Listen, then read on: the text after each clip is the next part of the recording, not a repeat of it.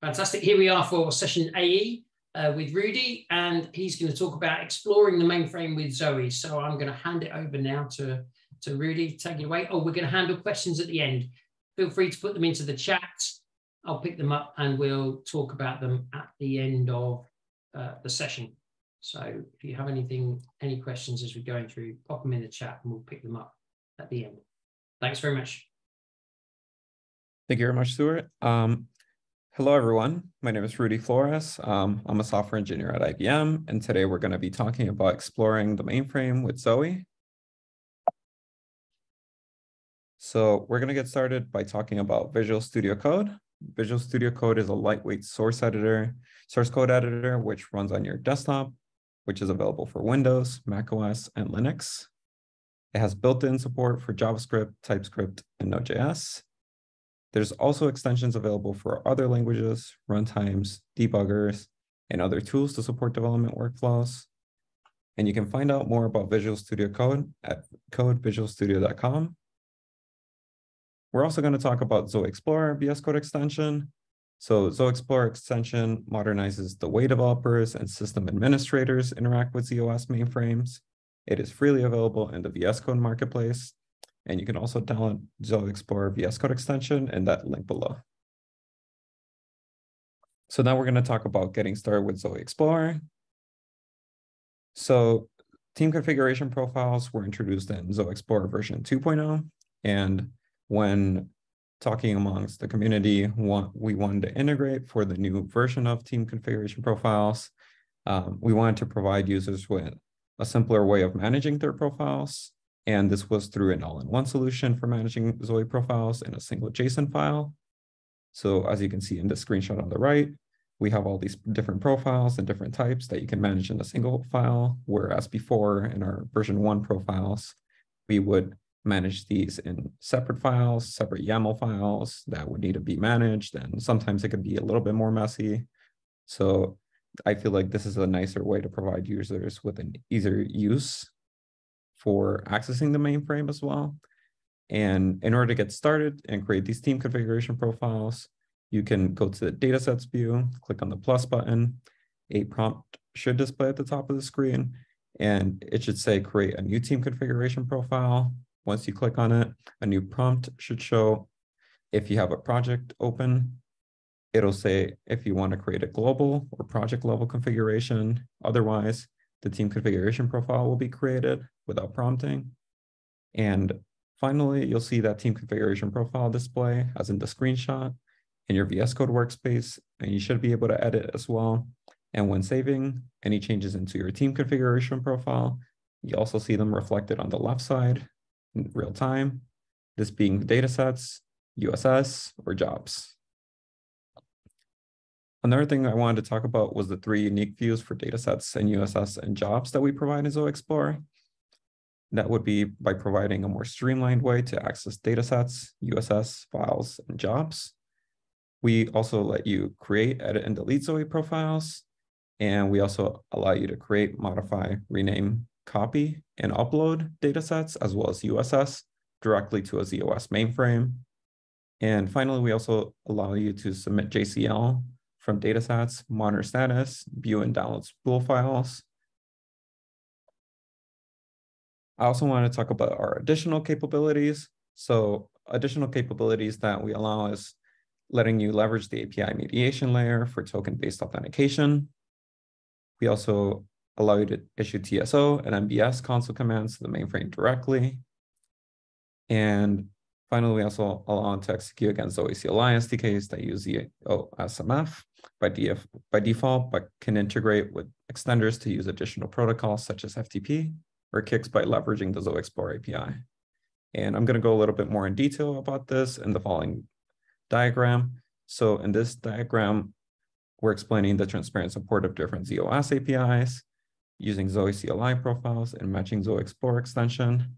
So as you can see, we have this developer machine that has VS Code installed, and they have 2 extensions installed, one being Zowe Explorer VS Code extension, and the other one being the Zowe Explorer FTP VS Code extension. And as you can see, the Explorer API for ZOSMF is communicating with Zowe Explore APIs, but also the FTP extension is communicating with the Zowe Explore APIs.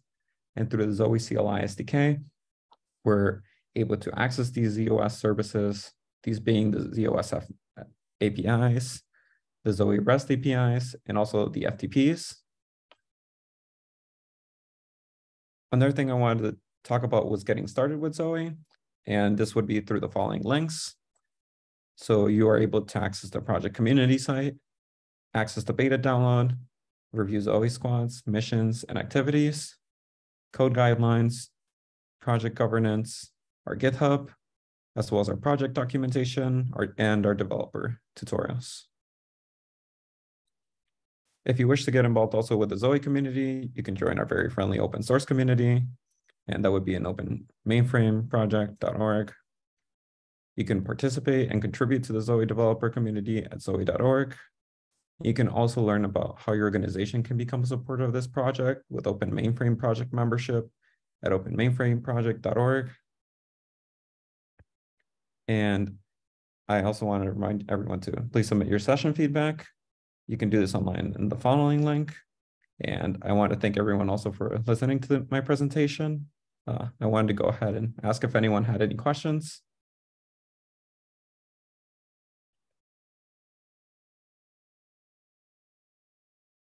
Wow, that was a whistle stop. Yeah. Does anyone have any questions? If there's anything you want to get out of a session of exploring the mainframe with Zowe Explorer. I know that some different names on this one compared to the other presentations we had earlier today, so feel free, got plenty of time. I can even unmute you if you wanted to ask a question in person, kind of thing.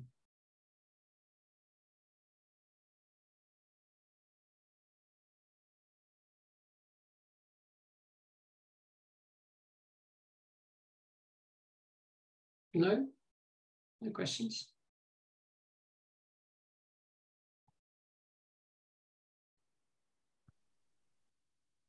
Okay, well, I guess you covered it all then, really. Oh, hang on. Can we have a little talk about the slide with the diagram if we have time? So, Rudy, the diagram that you had, is that the one, Omar? Sorry if I butchered your name there, but is that the correct? Right, let me just take you off, invite you to unmute.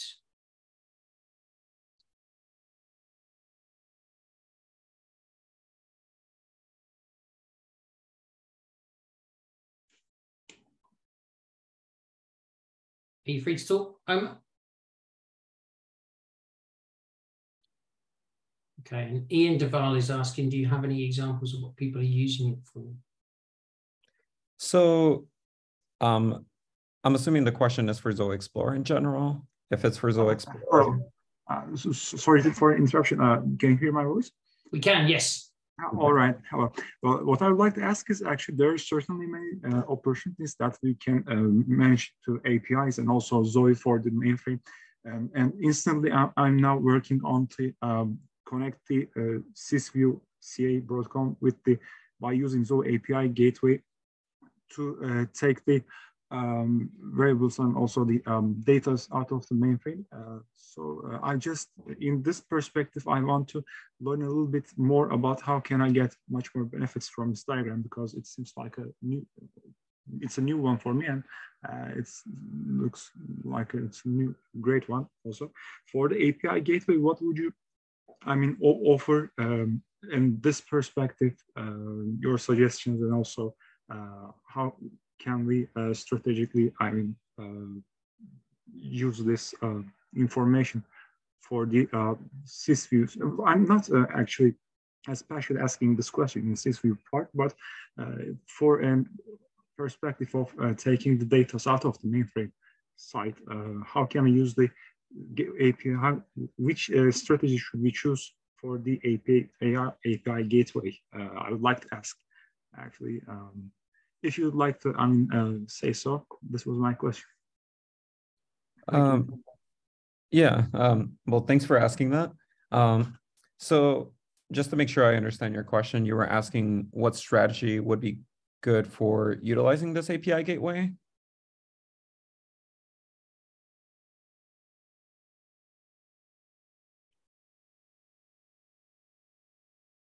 Sorry, I'm not sure if he's muted again. Sorry about that. Yeah, no worries.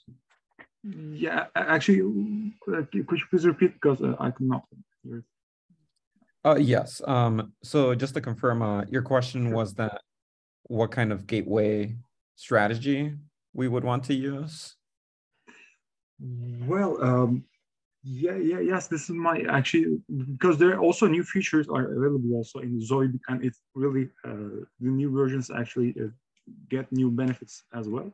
And for in this presentation and also on this diagram, we are all set up the VS Code and all of the structure, but there are certainly, I mean, we'll start soon to work on APIs to take the data out of the mainframe by using sysview tool and also math tool for CA part. So actually, what would you like to suggest us for a team to start to develop their APIs on the system?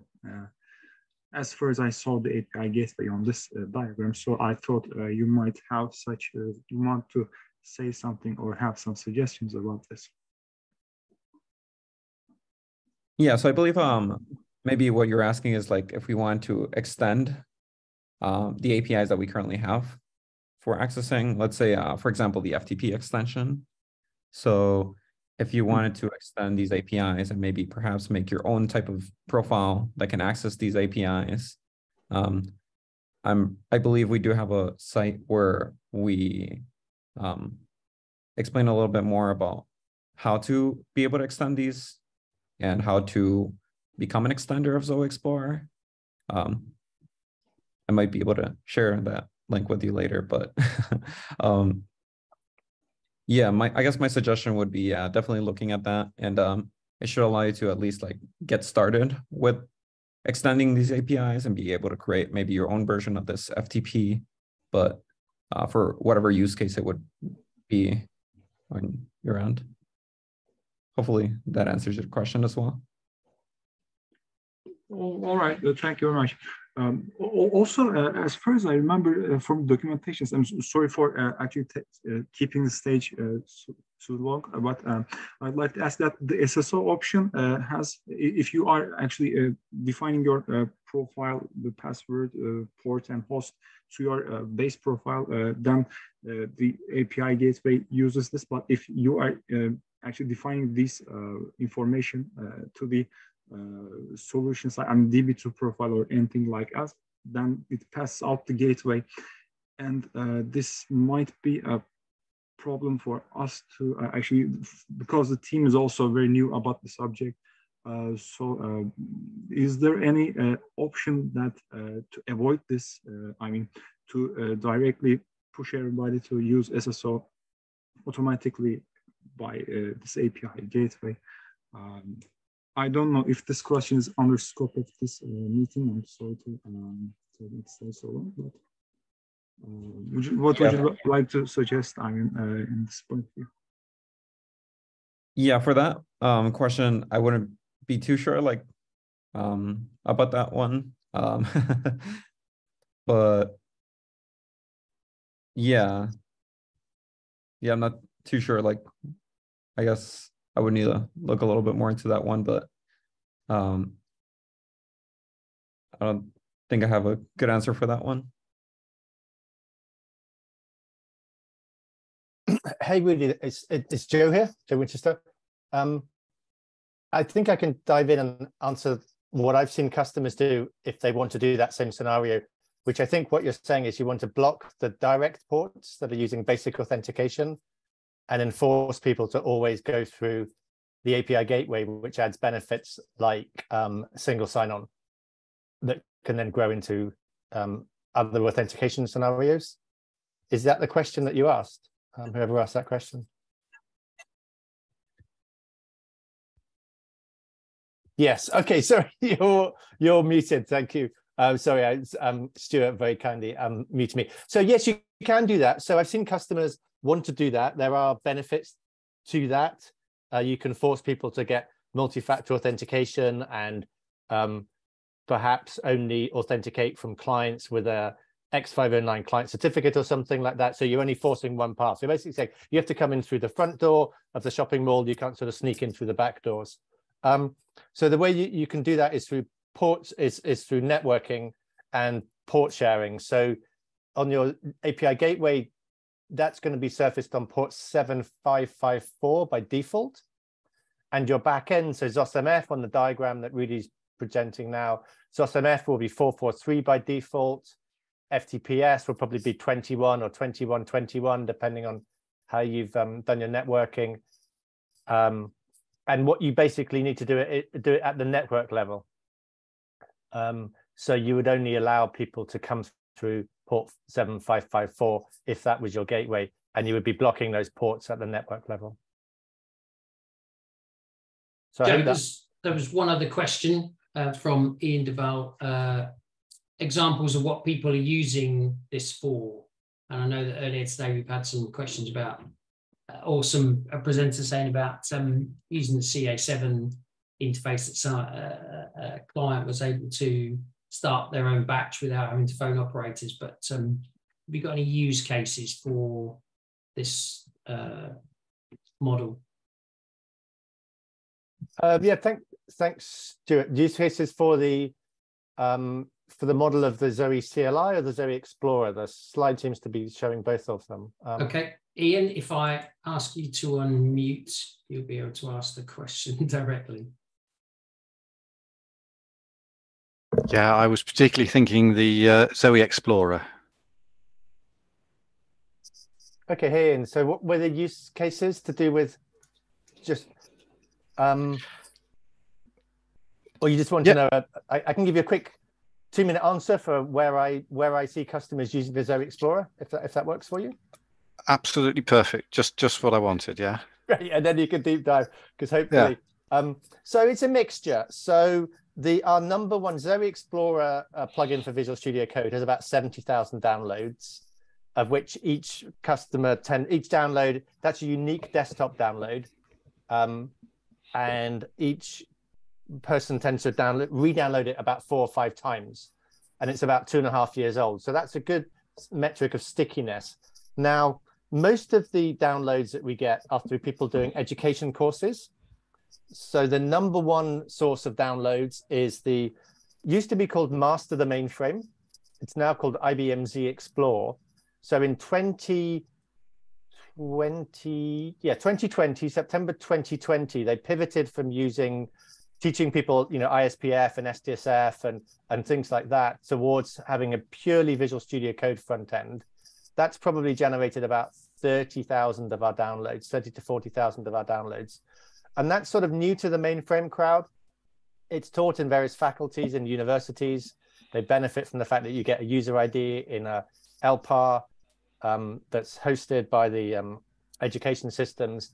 And that brings people from sort of kind of zero to hero. At the end of that, you can submit a job and do various, navigate your way around, different types of data sets and, know various initial TSO commands and things.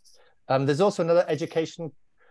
What's interesting, in the first year, it was mostly students. In the second and third year of that course, 2021 and 2022, early professionals from companies were joining. So quite a few companies that I've worked with, they actually put, perhaps their 20 graduates to their mainframe department, and they say, you know what, you've just come out of college, you don't know anything about the mainframe yet. We'll teach you, but just for your first couple of weeks at work, just log on to the IBM Z Explore and do that. So that's used for early professionals.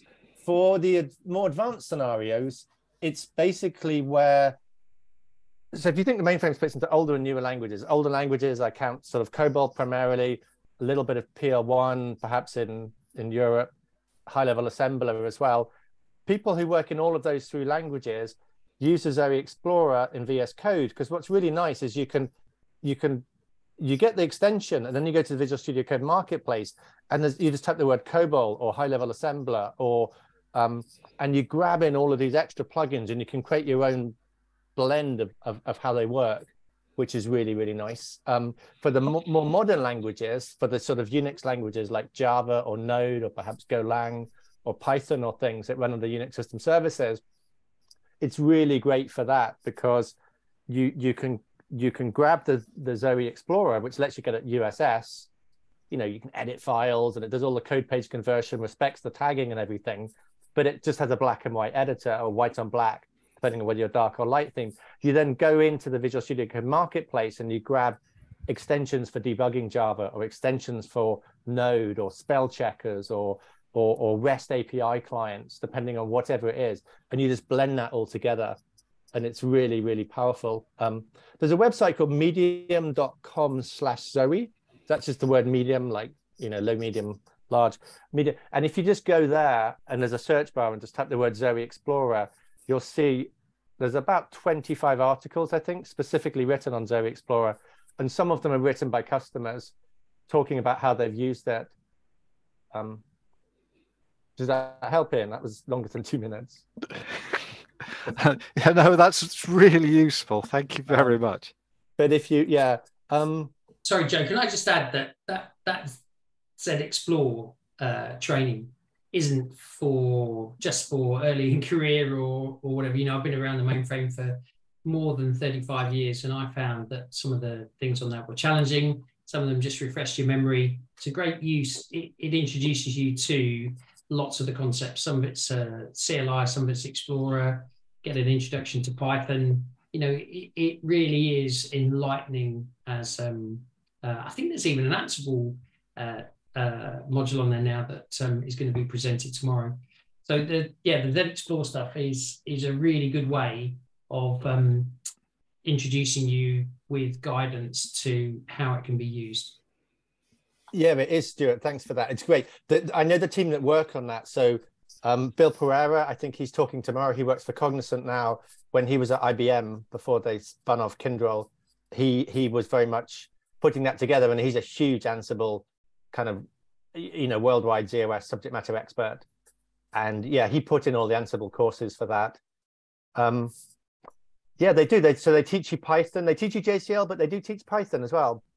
To get Python to work on, so Python's a USS language, right?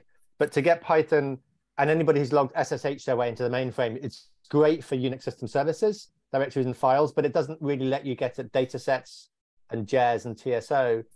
And Python brings in something called IBM IZOAU. I think it stands for IBM Z Open Automation Utilities.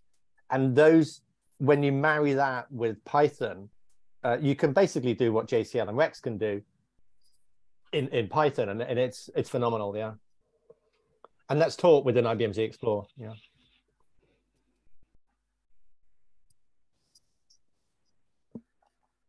The thing that I use a bit, so from a day-to-day where I use Zowe Explorer the most, I'll be honest, is SDSF. And I know SDSF, I think it's an IBM product, so I'm sure in a vendor-neutral way, there are other things that let you do that. You know, look at jobs in a more advanced way than just Jez can look at. So you can look at, but I always get really confused whenever I'm constantly debugging with clients. You know, we get on a WebEx, we get in a Zoom or Teams, and we're staring at a Jez log. We're staring at something's gone bang, or it's going slow, or something bad is happening. And all of those commands to do like find next, you know, F8, F7, scroll down, top, bottom, I can just never remember them.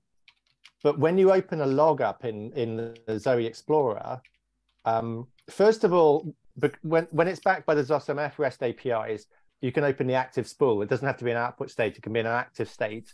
You just get this really nice view, and you can just scroll right and scroll down and control F, and it's really, really good for looking at JARS. And you can even open a syslog if you've got permission to do it. And it's just phenomenal for problem determination. That's my go-to for the Zowe Explorer. Sorry. No, excellent. Any other questions? As it's now got a bit interactive. Always happy to get, you know, Joe and Rudy earning their no cost attendance.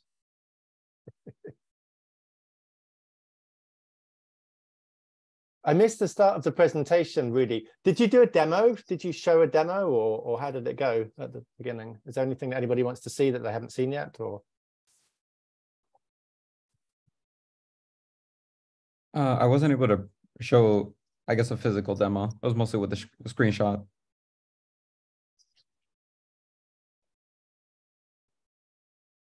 If people want to see a demo, I'm happy to just go completely wing it. I know, Stuart, sometimes you're not a big fan of demos, but no, on the virtual one, you can do what you like. We've already had Rocket pitching Rocket and Broadcom pitching Broadcom on the on this format, Joe. It's content is everything because they're being recorded, so people can catch up on these things. So Stuart, I'm not gonna pitch IBM. So. the way you said that. Anyway, but are you guys happy if I do a quick just for folks who haven't seen the Zowe Explorer, if I just jump in and do, we've got a thumbs up from me in there. So Stuart, am I a host? Can I do the screen sharing thing we do? Yeah, you were. Yeah, I'm just going to switch off my instant messenger quickly. Cool. So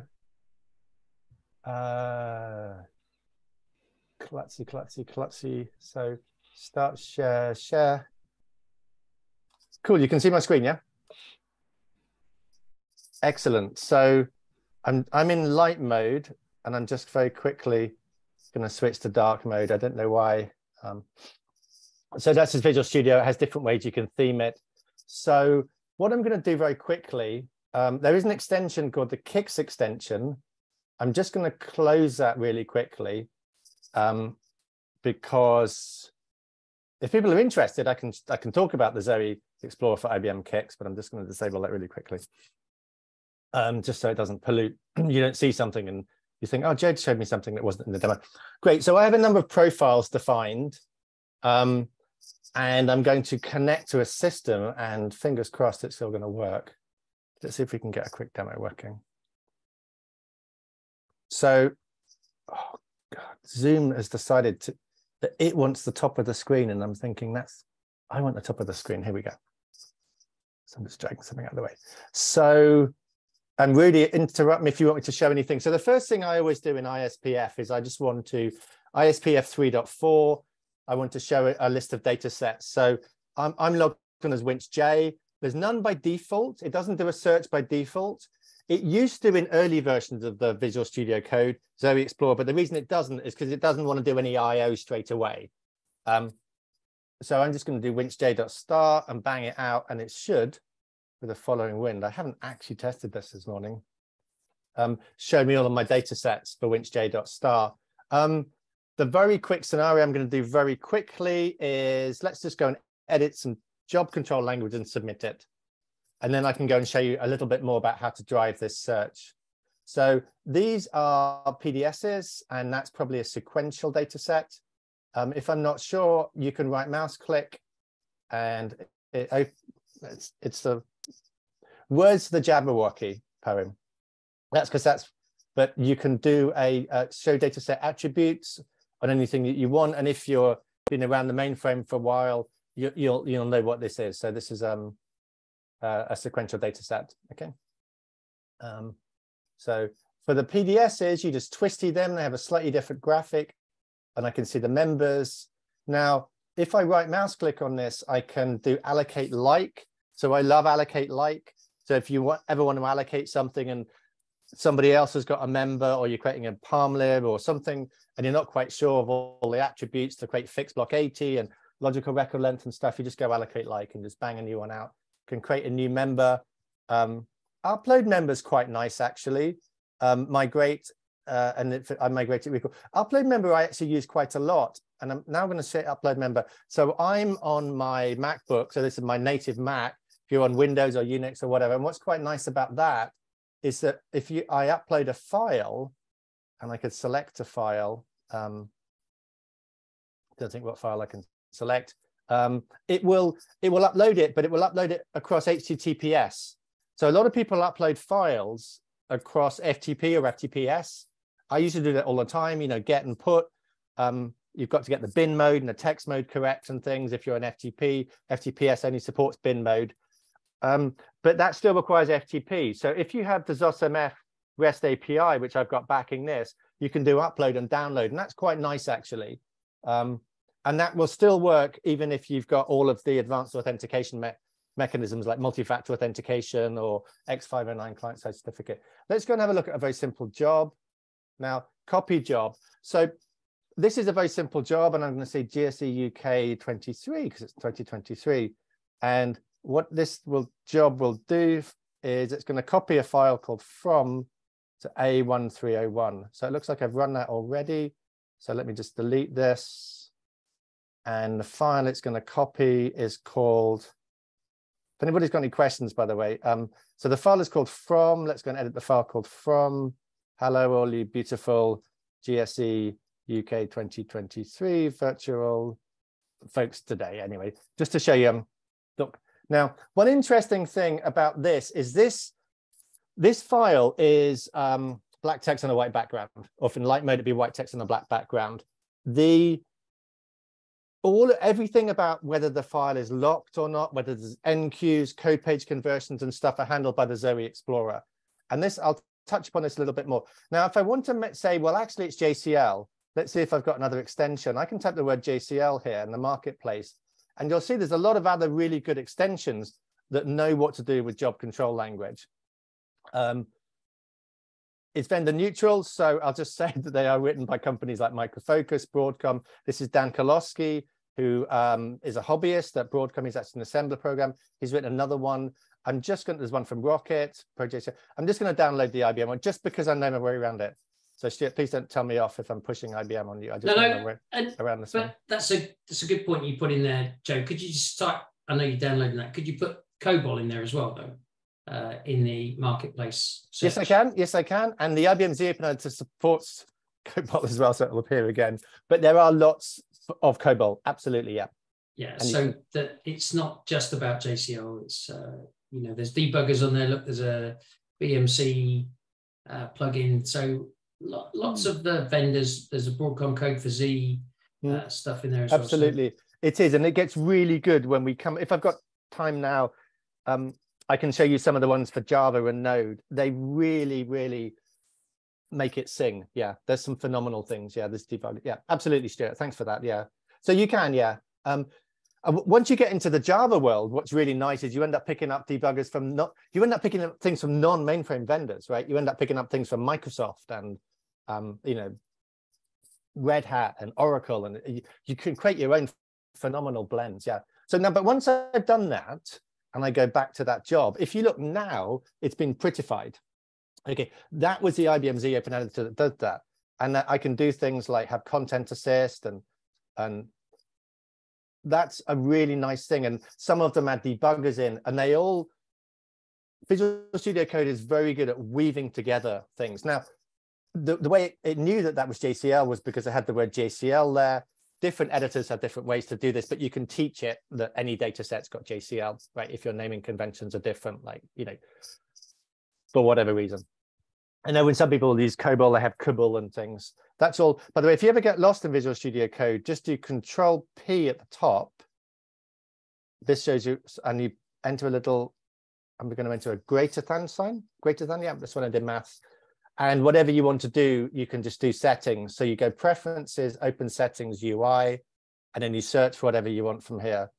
So if I type the word COBOL, it will tell me, and this would work across the other editors. It's a very nice way.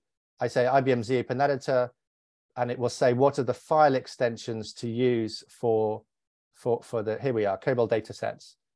So I've got .cob, .cobol, .copybook. Anyway, so if there's another naming convention that you've got at your shop, you can just type that one in and it's going to work. I was showing JCL, so I don't know why I typed the word COBOL. I think I got any of the JCL ones, so you can add whatever you want to get that to work. If for any reason you open a data set and it's not colored the way you want to. Now, the next thing I'm going to do is I'm going to right mouse click it and I'm going to go submit job. And what's really nice and I love about this is that it'll submit it and it should have some FSCL. Why did it not? It should have taken me. Well, there it is. There is the job. Oh, no, there it is. Job submitted 46. I get a little hyperlink here, and I can click that little hyperlink, and it'll take me to the job. That wasn't the best demo. Let me shut that again. I'm going to submit it one more time. Let me change the job name to be GSE 231, just to make it nice and unique. Control S for save. Right mouse click, submit job. Look at the bottom right. Here we go. Click. And come on, play nice, boom. A little bit laggy there. So now I'm on the job, I've got a return code of 0 and life is good. Very quickly, it should have copied that member from to the A103. If I want to, I can right mouse click it and refresh the data set and I should see it. So that's a real hello world of submitting some JCL. I could quickly show you guys. So data sets, another nice thing about data sets, and some of these features have been added more recently. If I do search data set, if I do user.proclib, if I look at this one, I can say user.proclib. Okay, so user.proclib is going to be quite large, yeah? Because I have a lot of proclibs, or not me, but on this system has a lot of proclibs, right? Because this proclib is on my Jes2 concatenation path. But if I want to, I can search on here and I can type user.proclib, and I've got one already there. So that's ZWE. So what you've got, and it shows a slightly different graphic here, is I've got all of the proclibs that start with a Z. So that's quite useful if you've got a very large data set. Another thing that you can do is quite nice in searching is you can do multiples. So I can do winchj.jcl, comma, winchj.rex. And I can, and it even says it creates a new filter. For example, you could even see you've got the columns and the starts, and you can put the member name directly in there. So you can build some quite nice searches up that you want to do that become aggregates. So I've got these, and that's quite nice as well, because you might have your JCL, you might have some compile jobs to compile your COBOL, and then you might have the data set containing your COBOL members, and they're miles apart alphabetically in the kind of index in the catalog of data sets. But by doing something like this, you can sort of whack the two side by side, and that's quite tasty actually. And you can also add things to favorites as well. So you can go add to favorite. I tend not to use favorites. I know some people do. So what you've got beneath each system is all of your favorites. So when you go in here, you don't have to keep researching. You can just create this sort of clipboard of favorites, and you just recall them all from here. Jobs, I'm going to go to jobs next before I go to Unix system services. So jobs is very tasty. What I like to do with jobs is, let me find a job that's going to be quite large. See if I've got any that start ZWE. Yes, I've got some nice active jobs here. These are actually Zowe's API mediation layer job. If I go to this job here, let me see, I might not have permission for this job. Okay, so that's fairly large, 19710. Let me double click that and open that. Now, it is dependent on the performance and the network and the IO and stuff, but it's not going to, it's opening it in the background. So now I've got, how big, let me hit control down. Okay, 19,000 lines. So that's fairly decent size. But let's assume that I'm a customer site, or just even constantly when I'm testing Zowe, and I'm looking for a particular message. So I just go Control F on here, and I just type, you can see up here, ZWEAM, bam. And I've got all of the ZWEAM messages, and I can further qualify them. And this reminds me of a game I used to play when I was younger called Defender, that was all about shooting aliens down, and you could see the aliens that were off the screen. I don't know, depending on the screen resolution, but I can see of my 7 occurrences, 2 are quite high up in the log, some are down here. So you can bounce around, you can go to the right and the left. And I prefer it to STSF. You can scroll your way right, scroll your way down, Control A, Control C, you can copy it, send it to a friend, that sort of stuff. Joe, you're having auditors going berserk about you can get data off of the mainframe. So careful with those recommendations. Well, it's no different to just doing a screenshot, but understood, Stuart. Yeah. have you seen the question from Sharon Livingston about searching PDS members? I haven't. Sorry, Stuart. Let me open that up. It's all right. You know, the search for is there search string for members within the PDS for string. Fabulous question. There is a, I hate to do the answer. There is an enhancement request out for that. There isn't actually an API available that lets us do that. So that would have to be quite heavy on the IO, because we would have to retrieve the member on the laptop, which is where I'm running Visual Studio Code, and then do the search for you. There isn't actually a member to do a REST API to let you do that. I think it's possible. You've got me thinking now. We did raise an enhancement request with the ZOSMF team, and I think they added the ability to put that onto an API, but I think it's on a very recent version of ZOS, possibly 2.5. So our enhancement request, I could find a link, or we could upvote it. So the way the Zowe Explore squad works is they have a list of issues. Let me see. So I'm just going to drag more stuff into the screen. So github.com/Zowe, Zowe's open source. If I type the word visual down here, I'll see VS Code extension for Zowe. Here are all of our issues.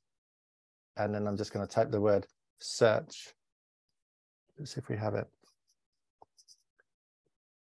And these or is are all it SRCHFOR? You know, I just wasn't sure if it'd be the search for command as well. It could be, yeah. I'll find it anyway if you want to. But if you have a look on any defect, let's assume that you really want to do, you love this defect, you're a customer and you love this defect. What you can do is you can upvote it with a smiley face. I'm not going to do that on this particular one, but you can actually get things to be done. And what the squad always does is they always put that into their technical debt. So even if they're very committed, they always try and peel off the top upvoted issues. I'm going way off piste here. But if I look at the ZOSMF REST API,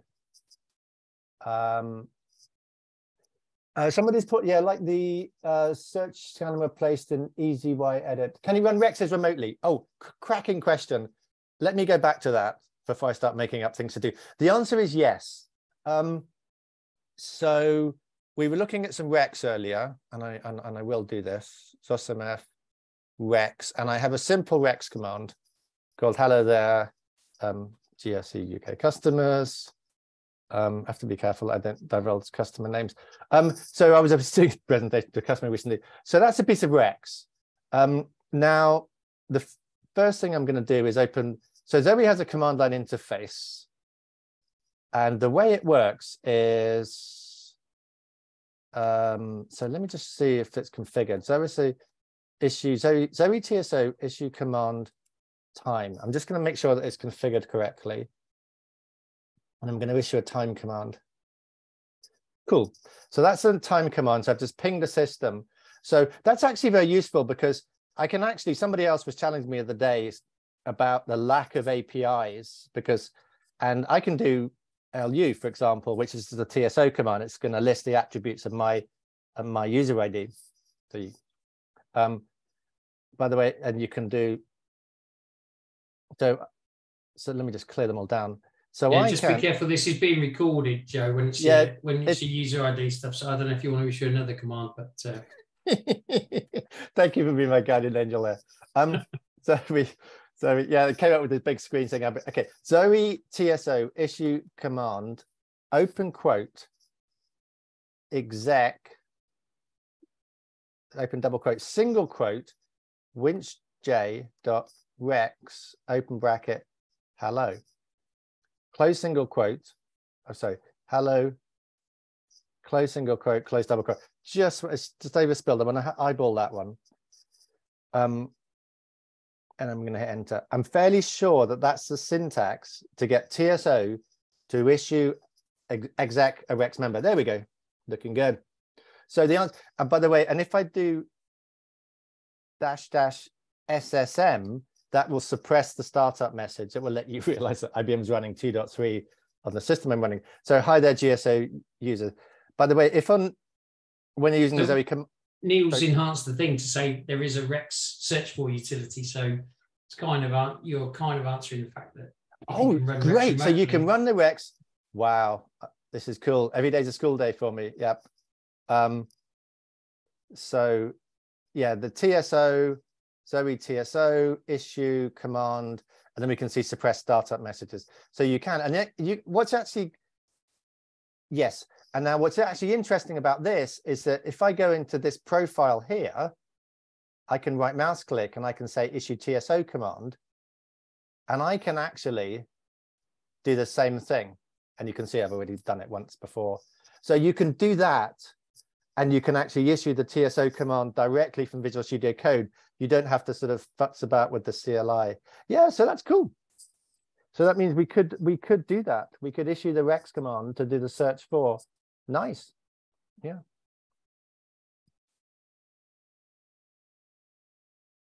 Wow. This session went in a very different direction. Sorry about that, Stuart. I was going to show Unix. It's Rudy's session, not mine, so it's fine. Is it? Hey, Rudy, how you doing, by the way? Sorry, I just babbled on for about the last half an hour. Oh, no worries. This is great. Are you sure? I think it's a great demo. Yes. Thank you very much for doing this. Oh, you're welcome. Do you have more slides you want to show, Rudy, or how's it going with if it's your session? I didn't want to hijack it. Oh, I believe that should be it, at least for my side. I think mainly we were just addressing the questions that anyone in the audience had today. Okay. I mean, the other thing that I do a lot of programming in Unix system services in languages like Java and Node, just because that's me. So I do a lot of the time. So this is Zowe, for example. This is my high-level folder. So if I go and open a YAML file, for example, it's really nice. And again, this is where perhaps you can beat sort of ISPF 3.17 or STSAT. Was it iShell and OMVS? I see all these, experienced mainframers using. I just take my way straight into this. And actually, in one of the earlier sessions that was about configuring Zowe, the recommendation, Joe, was to actually have a YAML validator because of some of the parameters. They're easy to that was probably, was that Sean's? Yeah, Sean's a big, yeah. And interestingly, we do actually, one of the other things that we support is, so this is a file. Do people ever deal with Unix files that are tagged and untagged? I'll show you what I mean by that.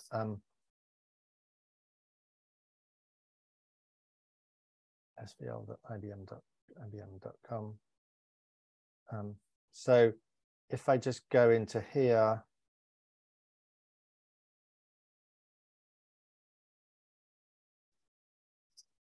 so if I go and look at these two files called UTF taste, it was obviously some testing data. So in Unix system services, you end up with files. So this file is untagged, utf-tst.absidic. So it's untagged with absidic content. And this file is ASCII, but it's tagged with an ASCII tag, right? So you tag files and you explicitly put the code page. So if I cat this file right now, for example, it will tell me what it thinks it is, because this particular shell is running in absidic code page. But if I tag this file, it's just going to go, oh, sorry, I don't know why I tried to execute it. It's going to come up with gobbledygook, right? And you get a lot of this when you're working with more modern languages in the USS. So there is a flag I can export in my shell called bpx_auto-covered, I think it's called, equals true or something. Anyway, but when you work with more modern languages, they will automatically, so this file is ASCII, right? They will tag the file. So you put a tagging bit with chutag equals on, and you put the code page ISO 85591. As you can see, the Zowe Explorer respects that, right? So the Visual Studio Code plugin reads files off Unix system services. And even if they're like a bunch of Node that's been ported or a bunch of Java that's been ported, that's still in ASCII, or whoever did the port will have tagged it correctly and you open them correctly. And that's actually really great if you're working with modern languages in GitHub and you do a git clone and you pull that down into Unix system services.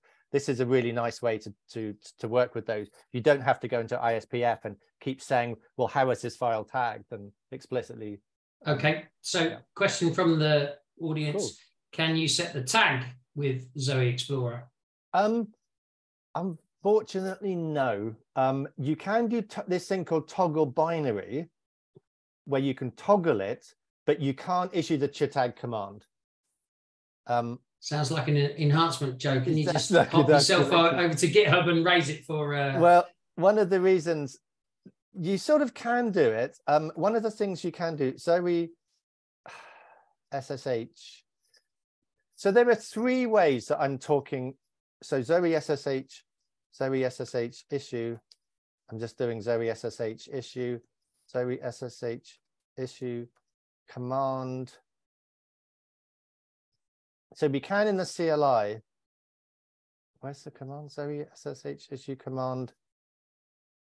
Okay, so I could do Zowe SSH issue command, and then I could do tag. You know, I could execute it. I've forgotten what they are, the bits. I'm not going to do it now. And then you can do the --cwd for the working directory if I wanted to. So I can construct a command to issue. What we haven't done yet is do that all together. So you could say tag a file, but that'd be a cute enhancement request. Yeah, good call. Yeah, that would be nice to do.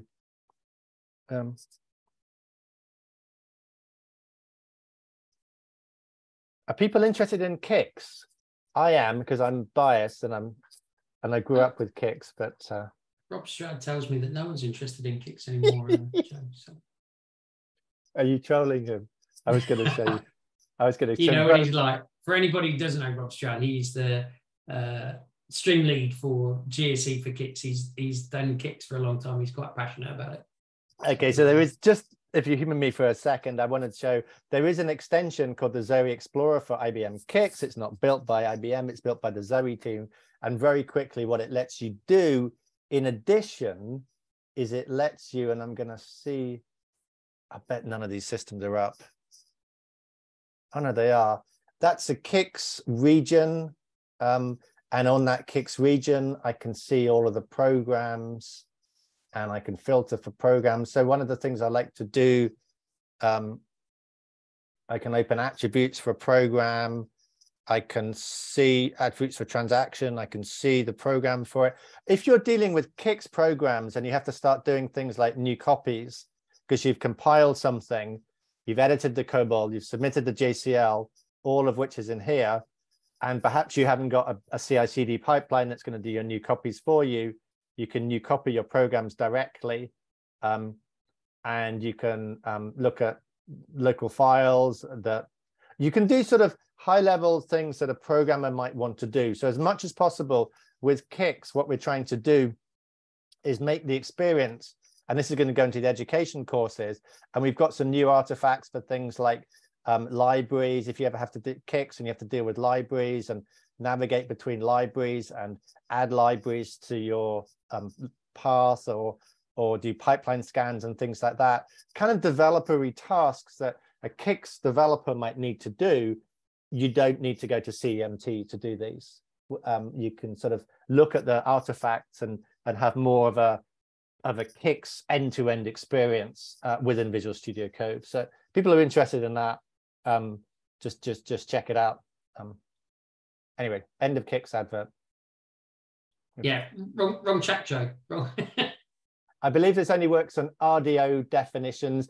Yes, that's a good question, actually, that somebody put in the chat. So within Kicks, you have the you have resources held in a CSD for most of the time. There is another way you can do it, but they're held in a CSD, and you can install those. That tends to be the domain of the system programmer, and then once they're installed, they become an RDO definition. And that's generally what the programmer works with. The API does allow us to work with more, but all the customers we've talked to date have said, let me see if that works. That system's down, sorry. Yeah, all these systems are down, so I'm not going to. Just know your audience, Joe, that the person that mentioned that is pretty au fait with Kicks. So, okay, all right, but yeah, no, we don't. We didn't want to let you start doing things like installing definitions and doing things like that. The customers that we talked to said, no, we control that. We're a bunch of sysprogs. We give people the trandefs. We install the transactions for them. All we want them to do is do sort of pipeline scans, new copies, that sort of stuff. See if a file is disabled. But in fact, there's a whole divide between programmers and sysprogs. yeah, okay. So we've just got a bit of clarification there. CSD RDO as opposed to CPSM and BAS. Exactly, yeah. CPSM, BAS, or CSD, or I think Kix have brought a new one now called Resource Bundle Builder, and I know some customers even keep their definitions in DB2 because you can write SPIs to install. So, but we are going off piece. The chili scale is rapidly going up on that conversation, and I'm actually going to draw it to a close, Joe, because there is only 4 more minutes, but it sounds like there's still stacks for us at the end of day 1 of the virtual GSE, and we've done a bit of Zowe all day today. It sounds like there's still plenty of content for the next GSE event. So appreciate everyone's input, from Omar and Ian for asking the questions, Rudy for presenting, and Joe for jumping in. And that's it. There is one more keynote tonight. Meredith from IBM is doing a spot on mainframe modernization. So that'll be in 15 or 20 minutes time. So, but thank you for all your attendance today. And the recording will be available to GSE members sometime very soon. Okay. Thanks, Joe. Thank you, Rudy. Thanks, everyone. Bye for now. Cheers. Thanks, everyone. Stay safe. Have a good week. Bye.